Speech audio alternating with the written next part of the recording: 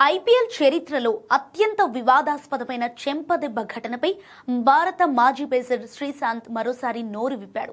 దాదాపు 18 ఏళ్ల క్రితం జరిగిన ఈ ఘటనను హర్భజన్ సింగ్ తన వ్యాపార ప్రయోజనాల కోసం వాడుకుంటున్నారని శ్రీశాంత్ సంచలన ఆరోపణలు చేశాడు. అయితే హర్భజన్ తనపై చేసిన దాడిని సాకుగా చూపి ఓ ప్రకటన ద్వారా దాదాపు ₹1 కోటి వరకు ఆదాయం గడించారని శ్రీశాంత్ విమర్శించాడు. తాజాగా శ్రీశాంత్ మాట్లాడుతూ ఆనాటి చేదు జ్ఞాపకాన్ని మార్కెట్ చేసుకుంటున్నారని మండిపడ్డాడు. నాటి చెంపదెబ్బ ఘటన ఆధారంగా భజ్జీ ఇటీవలే ఓ యాడ్ చేశాడు. దాని ద్వారా ఆయనకు ₹1 కోటి ఆదాయం వచ్చింది. అంతటితో ఆగకుండా ఆ యాడ్ను నా సోషల్ మీడియా ఖాతాలో పోస్ట్ చేసి ప్రమోట్ చేయమని స్వయంగా నాకు ఫోన్ చేసి అడిగాడు. అప్పుడు నాకు చాలా ఆశ్చర్యం వేసింది. నేను అతన్ని క్షమించాను, కానీ ఆ ఘటనను మాత్రం ఎప్పటికీ మర్చిపోనని శ్రీశాంత్ స్పష్టం చేశాడు.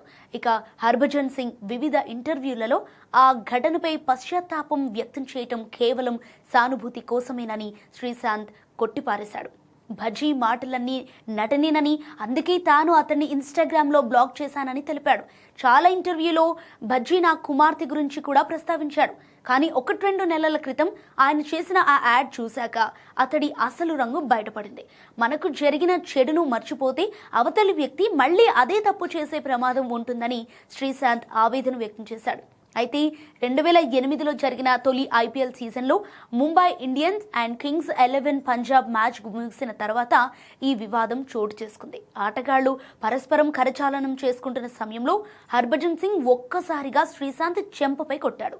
ఆ దెబ్బకు శ్రీశాంత్ మైదానంలోని వెక్కి వెక్కి ఏడ్చాడు.